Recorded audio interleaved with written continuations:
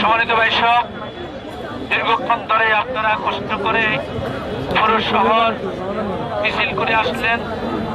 সকল জনগণকে আমরা স্বাগত জানিয়েছি। আগামী দিনের সম্মেলন ডাক্তার শফিকুর রহমান সাহেবের সম্মেলন, আগামী দিনের সম্মেলন কোরআনের সম্মেলন।